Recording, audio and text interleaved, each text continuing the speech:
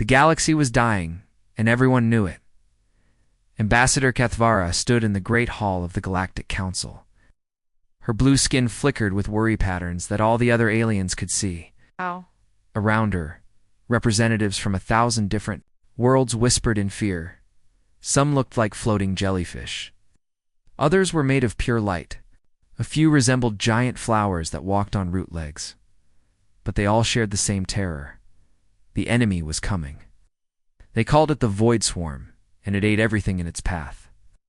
Planets, stars, entire solar systems, nothing could stop it. Creatures looked like giant black insects the size of spaceships. They moved in groups of millions, blocking out the light of suns as they passed.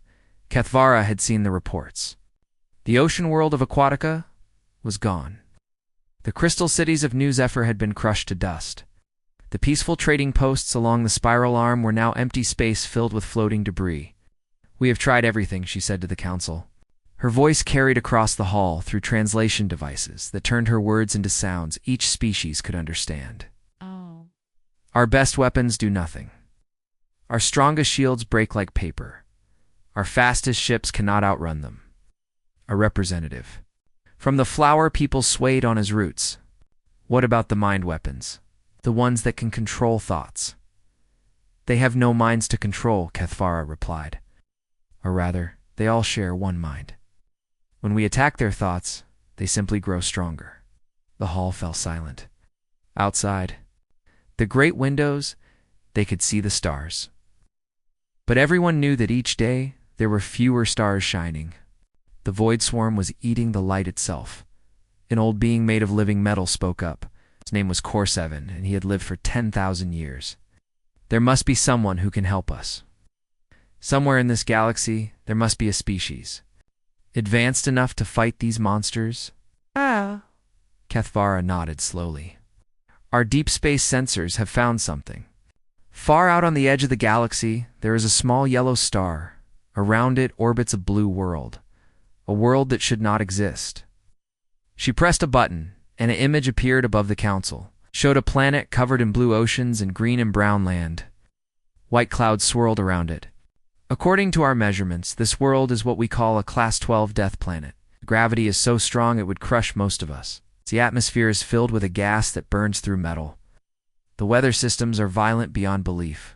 The planet is covered with creatures that exist only to kill and eat each other. The flower person's petals drooped, and nothing could live there." "That is what we thought," Kethvara said. "But our long-range scans show cities, roads, ships, flying between the planet and its moon. Somehow, something lives on this impossible world. Something that has not only survived, but built a civilization." Core-7's metal body hummed with thought. If they can survive on such a world, perhaps they have weapons we cannot imagine. Perhaps, Kethvara agreed. "We know nothing about them. They might be peaceful. They might be hostile. They might not even be able to help us. But they are our only hope." She looked around the great hall. "I propose we send them a message, a call for help. We will offer them everything we have, our technology, our knowledge, our friendship. In return, we ask them to save us from extinction." The vote was quick. Every species agreed. They had no other choice.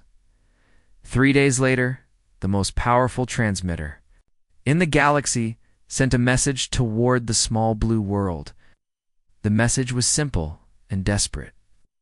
"To any beings who receive this transmission, we are the Galactic Council. We represent over 10,000 species across the galaxy. We face a threat that will destroy all life as we know it. We have tried everything in our power to stop it, but we have failed. We call upon you as advanced beings to help us. In return, we offer our complete knowledge, our resources, and our eternal friendship. Please, if you can hear this, we need your help. We need saviors." The message traveled through space at the speed of light. It would take years to reach the blue world, years they might not have, but unknown to the Galactic Council. Their message was about to reach a world where the word impossible was just another challenge to overcome. A world where the dominant species had spent millions of years learning one simple lesson. If something is trying to kill you, you find a way to kill it first. On the third planet from a yellow star called Sol, in a facility built to listen for messages from space.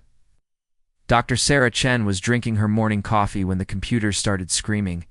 The translation programs worked for 6 hours. To decode the alien languages?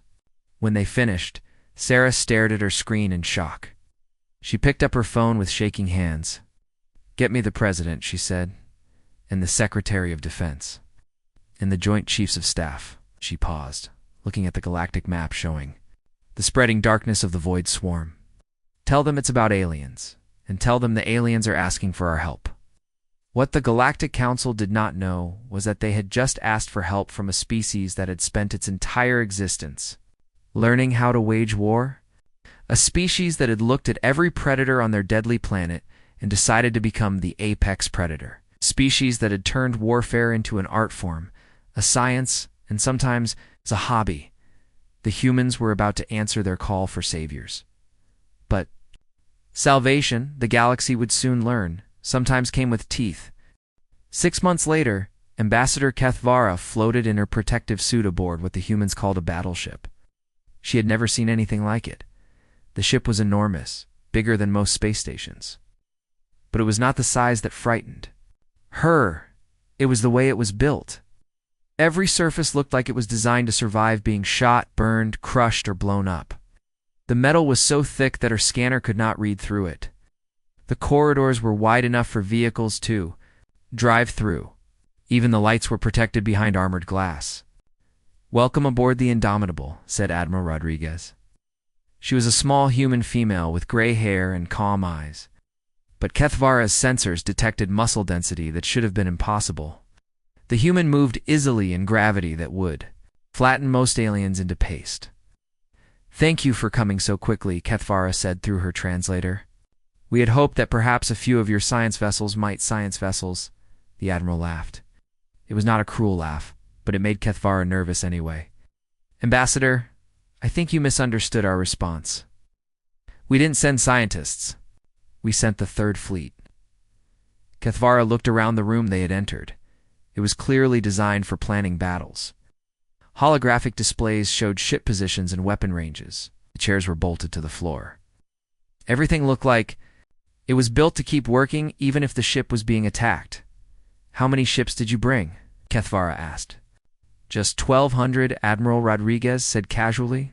"This is a small force. We left most of our fleet back home in case we need them later." 1,200 warships? Kethvara tried to process this. The entire Galactic Council had only managed to build 50 ships of war in the past century. These humans had brought 1,200 ships like it was nothing. "Please, sit down," the Admiral said, pointing to a chair. "Let's talk about your problem." Kethvara carefully lowered herself into the chair. It was made of some kind of metal that her scanner identified as being able to survive temperatures hot enough to melt most planets. "The void swarm is unlike anything we have ever faced," she began. "They adapt to our weapons within minutes. Our energy beams make them stronger. Our missiles, they simply eat. They reproduce faster than we can kill them, and they learn from every encounter." Admiral Rodriguez nodded. "We've been studying your reports. It's fascinating creatures. Very efficient." She tapped her fingers on the table. The sound echoed strangely in the room. "Tell me, Ambassador, what methods has your council tried?" "Everything we could think of," Kethvara said. "Plasma cannons, gravity bombs, quantum disruptors, temporal weapons, reality shapers. We even tried to negotiate with them." "Negotiate?" The Admiral raised an eyebrow. "We sent a diplomatic ship with translation equipment and peace offerings. The Void Swarm ate the ship, then used the translation equipment to send us a message." "What did they say?" "They said thank you for the meal. Send more." Admiral Rodriguez was quiet for a moment. Then she pressed a button on the table. "General Morrison, please report to the briefing room and bring the war book." A few minutes later, a large human male entered the room. He was even more heavily built than the Admiral, carried a thick book that looked like it had been read many times. "General Morrison," the Admiral said, "please explain to our guest why we don't negotiate with extinctional threats." The General opened his book. "The human approach to existential threats is simple, Ambassador. We identify the threat. We study the threat. Then we remove the threat from existence. Kethvara's translator had trouble with the last part. Remove from existence. You mean defeat? No, General Morrison said. I mean make it so the threat never existed at all. Complete and total elimination. No survivors, no remnants. No possibility of return. The Admiral pulled up a holographic display. It showed the positions of Void Swarm fleets throughout the galaxy. We've been analyzing their movement patterns. These creatures are predictable. They follow food sources and avoid anything that might threaten them. But nothing threatens them, Kethvara said. That is why we called for help. Nothing threatened them, the Admiral corrected. Past tense. You see, Ambassador, your council made one critical error in your analysis. What error? General Morrison answered. You assumed these creatures were an advanced species. You treated them like an enemy civilization. Tried to fight them with the rules of war. What are they then? Kethvara asked. Pests, Admiral Rodriguez said simply. Very large, very dangerous pests. And humans have been dealing with pests for thousands of years. She gestured to another display. This one showed something that made Kethvara's blood run cold. It was a human weapon, but not like any weapon the Galactic Council had ever conceived. It looked like it was designed to crack planets. This is the pesticide, the Admiral explained. We built it based on your reports about the Void Swarm's biology. It doesn't try to kill them directly, instead it makes them kill each other. How? Humans learned long ago that the best way to eliminate a pest is to use its own nature against it. These creatures eat everything, right? Including each other when they're hungry enough. Kethvara nodded slowly. Well, the pesticide makes them very, very hungry, General Morrison said, with something that might have been a smile.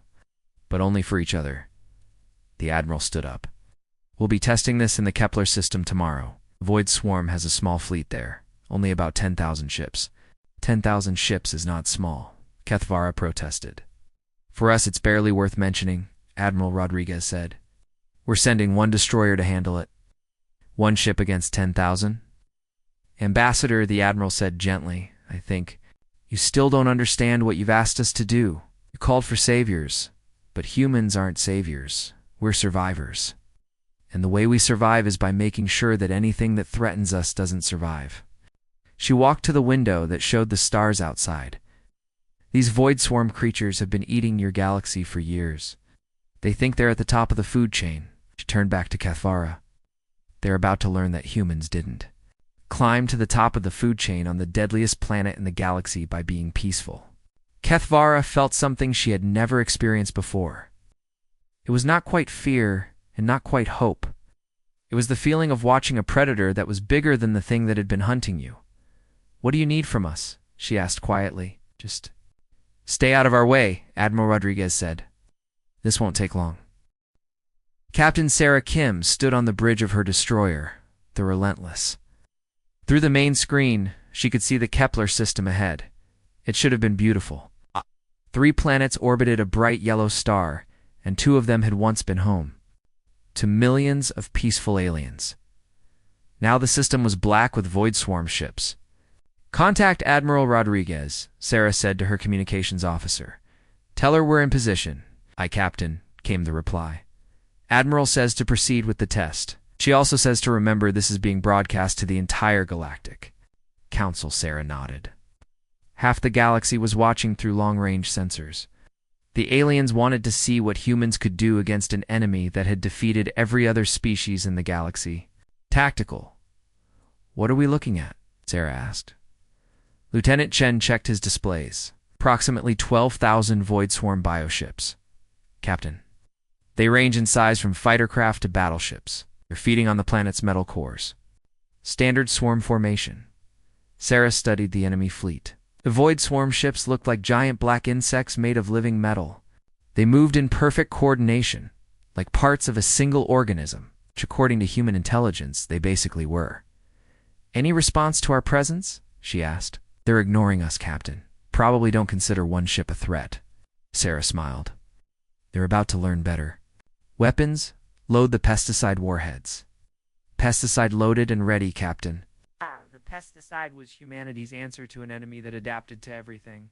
Instead of trying to kill the void swarm directly, it attacked their biology in a way they couldn't adapt to fast enough. The weapon contained a cocktail of chemicals that would make the creatures incredibly hungry for one specific thing: each other. "Fire when ready," Sarah ordered. The destroyer launched a single missile. It was small compared to the massive enemy fleet. To outside observers, it looked like a joke. One tiny human weapon against 12,000 alien bioships. The missile reached the center of the swarm fleet and exploded. There was no visible blast, no dramatic explosion, just a small flash of light. For a moment, nothing happened. Then the madness began. The nearest void swarm ship suddenly turned and attacked the vessel next to it. Then another ship joined in. Within seconds, dozens of bioships were tearing each other apart with their natural weapons. "What's happening?" Lieutenant Chen asked, staring at his sensors in confusion. "Chemistry," Sarah replied calmly. "The pesticide releases compounds that trigger their feeding instincts. But it also makes them identify other swarm ships as the most delicious food in the universe." The effect spread through the fleet like a virus. Ships that had worked together for years suddenly saw their neighbors as prey. The perfectly coordinated formation broke apart as bioships began hunting each other with the same ruthless efficiency they had shown against the galaxy's defenders. "Captain," the communications officer said, "we're getting a transmission from the Galactic Council monitoring station. Ambassador Kethvara wants to know if our weapon malfunctioned." "Tell her it's working perfectly," Sarah said. "The void swarm is doing exactly what we expected." On her screen, the battle raged. But it wasn't a battle in any sense the aliens would recognize. It was a feeding frenzy. Larger bioships devoured smaller ones. Groups of ships that had been allies moments before now fought like animals over the remains of their former fleet mates. "How long will this continue?" Lieutenant Chen asked. "Until there's nothing left," Sarah answered. "The beauty of the pesticide is that it doesn't wear off. Every ship they eat just makes them hungrier for more." Across the galaxy, alien observers watched in horrified fascination. The mighty void swarm, which had consumed entire star systems, was destroying itself with savage efficiency. Ships that had survived attacks from the galaxy's most powerful weapons were being torn apart by their own kind. Ambassador Kethvara floated in the observation deck of the human flagship, watching the battle through long-range sensors. Admiral Rodriguez stood beside her, drinking something the humans called coffee.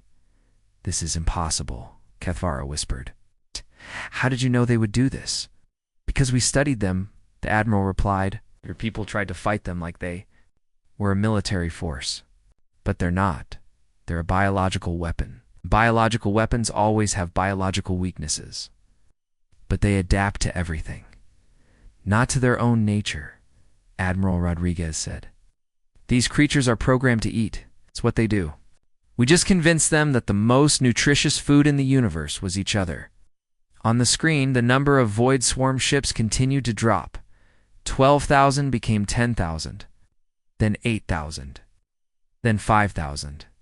The bioships fought with increasing desperation, but they couldn't stop themselves from attacking each other. "This is monstrous," said another alien observer, a flower-like being from the botanical worlds. "You're making them kill their own kind." Admiral Rodriguez turned to look at the alien. Her expression was politely confused. "Yes, that's the point. But it's so cruel. They were eating entire civilizations," the Admiral pointed out. "I don't think they get to complain about cruelty." By the end of the day, the Kepler system was quiet. Where 12,000 void swarm ships had been feeding, now there was only empty space and floating debris. The bioships had consumed each other so completely that not even wreckage remained. Captain Sarah Kim sent her report back to Fleet Command. "Pesticide test successful. Target eliminated with 0 human casualties." Requesting orders for next target, the response came back quickly. "Well done, Captain. Turn to base for resupply." The General Staff has identified 47 more swarm concentrations that need pest control. As the destroyer turned toward home, its crew already planning their next mission. The galaxy tried to process what they had witnessed. The humans had destroyed a Void Swarm fleet without firing a shot in anger. It turned the enemy's greatest strength into their greatest weakness. But more than that, they had done it with a casual efficiency that suggested this was just the beginning. Admiral Rodriguez finished her coffee and turned to Ambassador Kethvara.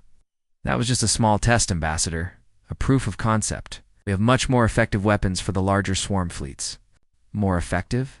Kethvara asked weakly. Oh yes, the Admiral said cheerfully. This was just one destroyer using basic pest control. Wait until you see what we can do when we actually try. As word of the human victory spread through the galaxy, a new emotion began to spread with it. It wasn't quite relief, and it wasn't quite fear.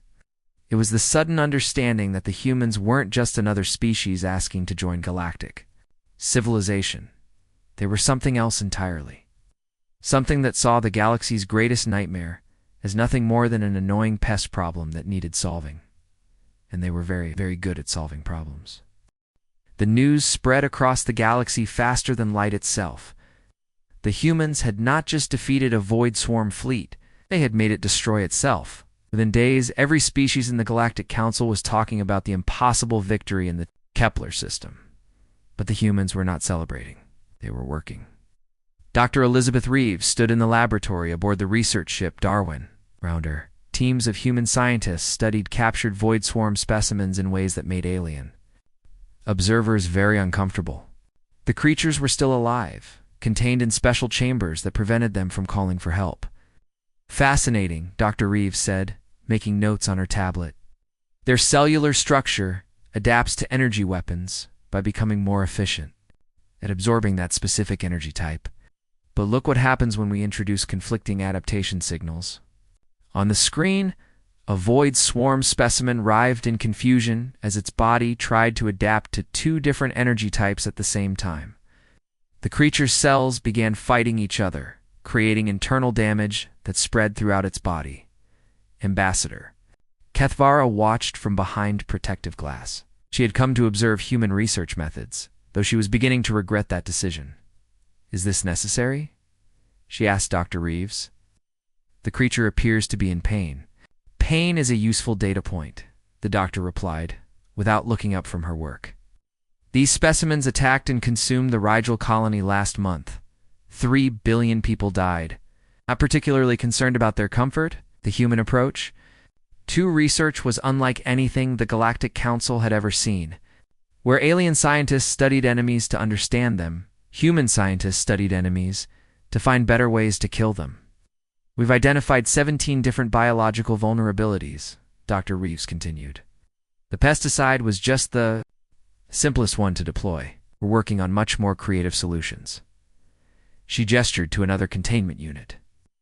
Inside, a Void Swarm specimen was slowly dissolving from the inside out. This one is infected with modified Earth bacteria. The bacteria eat the same metals that the Void Swarm uses to build their ships.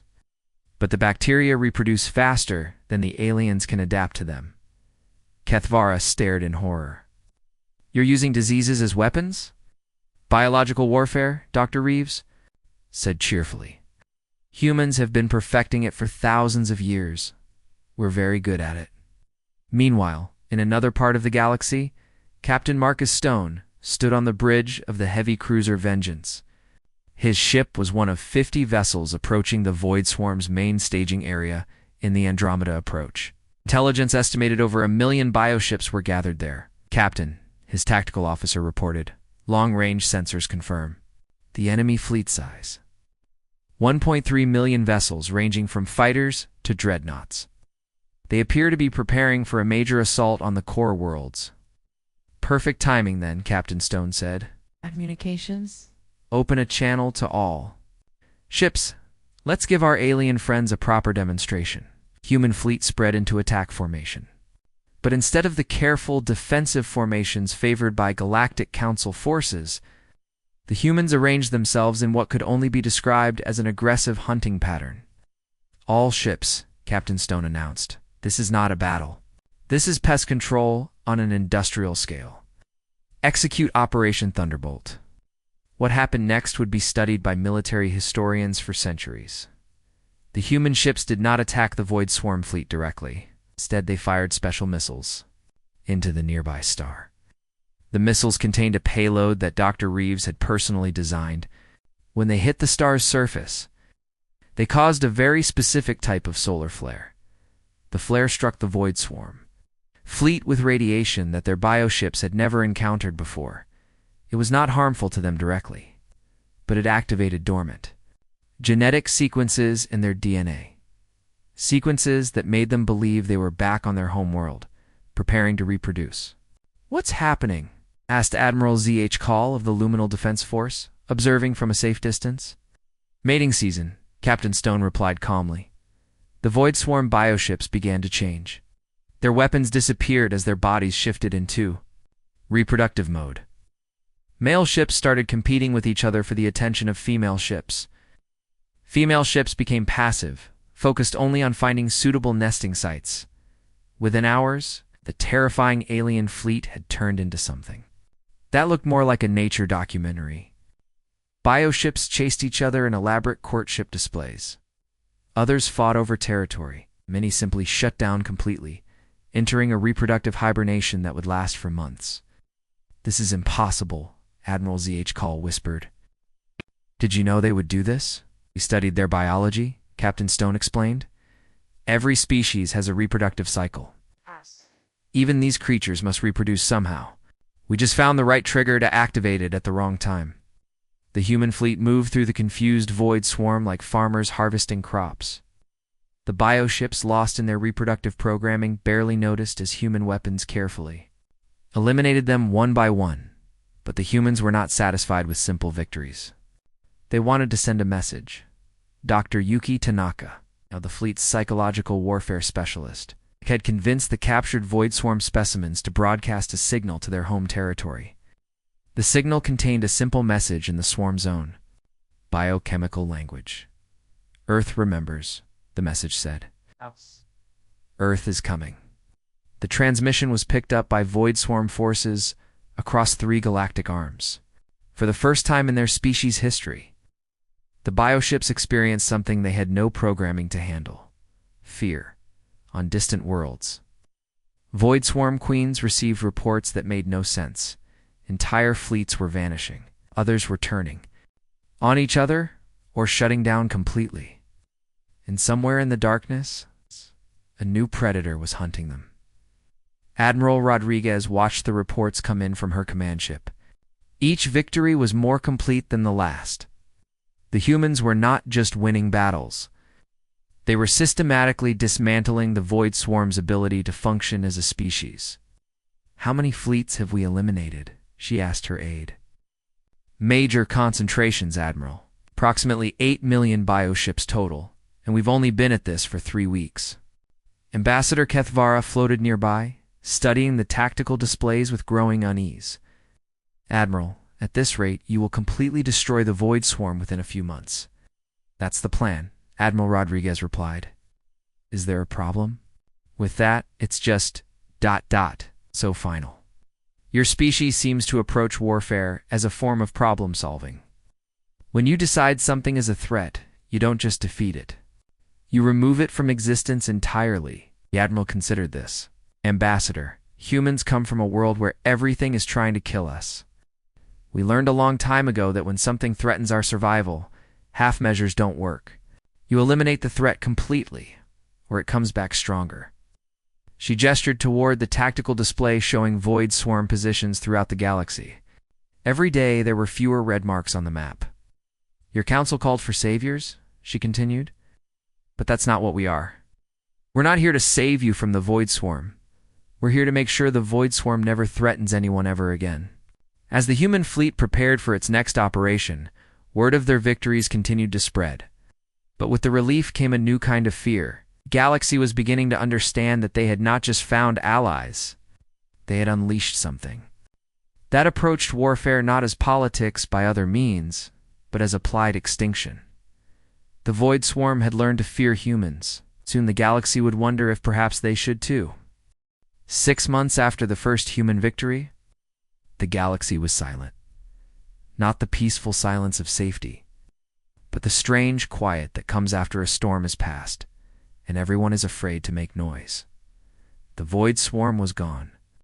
Not defeated, not driven away, but completely eliminated from existence. Ambassador Kethvara stood in the Great Hall of the Galactic Council once again, but this time the mood was very different. The fear of extinction had been replaced by a different kind of fear, a fear of their saviors. The final report, she announced to the assembled representatives, confirms what our sensors have been telling us for weeks. There are no void swarm bioships left anywhere in the galaxy. The humans have achieved total victory. A representative from the Crystal Worlds raised a glowing appendage. What about their home base, the breeding worlds beyond the galactic rim?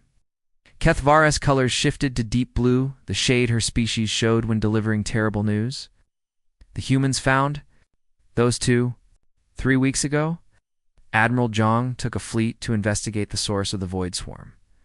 They discovered a cluster of rogue planets where the creatures had been breeding for millions of years, and prompted Core 7, the ancient metal being. Admiral Zhang loaded their largest ship with antimatter and flew it directly into the cluster. The explosion was visible from 3 neighboring galaxies. According to human reports, they have confirmed that every single breeding world was completely destroyed. The hall fell silent. Even the floating jellyfish beings stopped their constant movement. A small voice from the back of the hall spoke. Up. It belonged to a young representative from the Garden Worlds. What did Admiral Zhang's final message say? Kethvara consulted her notes. Her translator struggled with the human words. Quote, "Tell them we said hello, and that Earth remembers the Cretaceous period. This is payback for the dinosaurs, you bastards." End quote. Several aliens asked their translators to repeat that last part, unsure they had heard correctly. The humans, Kethvara continued, have invited representatives from our council to attend a victory celebration on their homeworld. They want to demonstrate their gratitude for our trust in calling upon them for help. Course 7's metal body hummed with concern. Do we know what a human victory celebration involves? No, Kethvara admitted.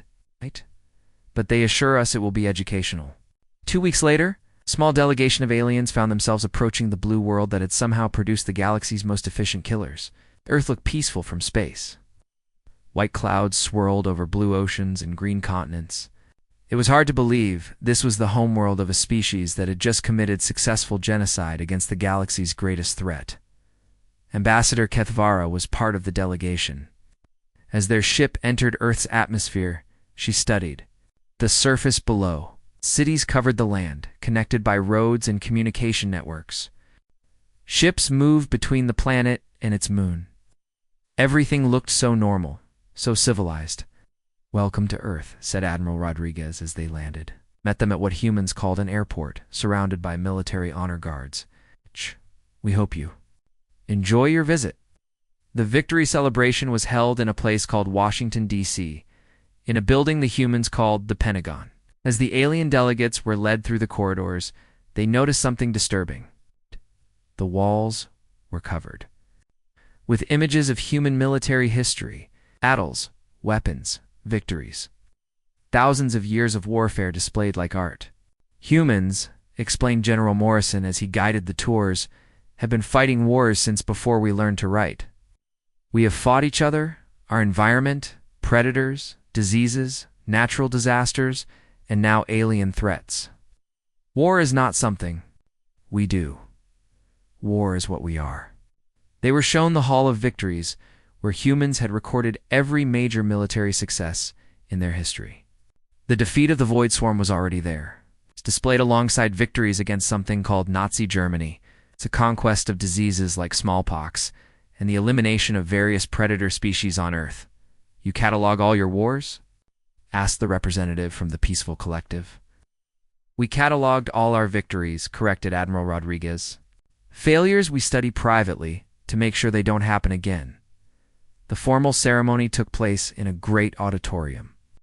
President Chen, the leader of the human government, stood before the assembled aliens and human military officers. Today, she said, we celebrate not just the elimination of a threat to galactic civilization, but the beginning of a new era. An era where Earth stands ready to protect our friends and allies from any danger that may arise. The aliens clapped politely, though many were beginning to understand the implications of what they had just heard.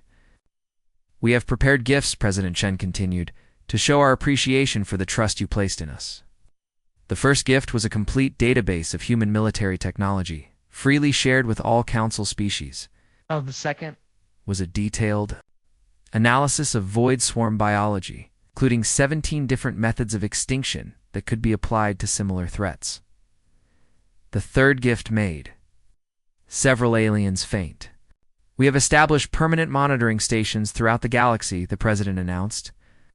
"These stations will watch for any new threats that might emerge. If anything threatens galactic civilization again, Earth will respond immediately and decisively."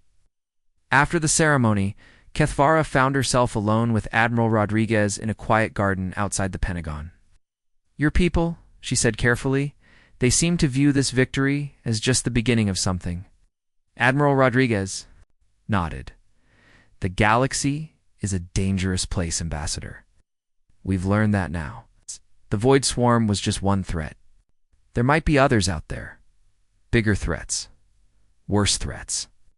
And if there are, then we'll handle them the same way we handled the Void Swarm," the Admiral said simply, completely and permanently. Kethvara looked up at the stars, barely visible in Earth's bright sky. What if the threat comes from within the galaxy? What if one of the Council species becomes hostile? The Admiral was quiet for a long moment. When she spoke, her voice was gentle but firm. "Ambassador, humans have a saying, walk softly and carry a big stick. It means be peaceful when you can, but always be ready for war when you can't." She gestured toward the Pentagon behind them, where the sounds of military planning could be heard even during the victory celebration. "We hope we never have to use our weapons against our friends," she continued. "What if we do? We'll approach that problem the same way we approach every other problem. We'll solve it."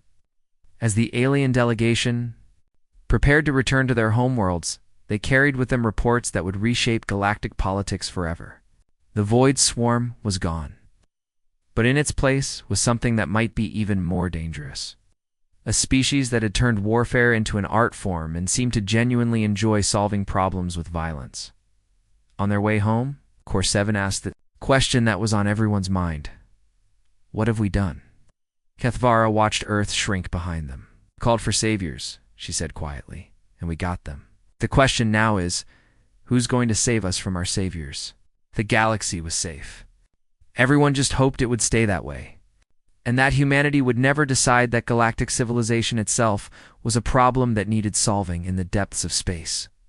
Automated human monitoring stations began their eternal watch, ready to report any threat to their new friends. Galaxy slept more peacefully than it had in years, but some of its inhabitants had nightmares about the cure being worse than the disease.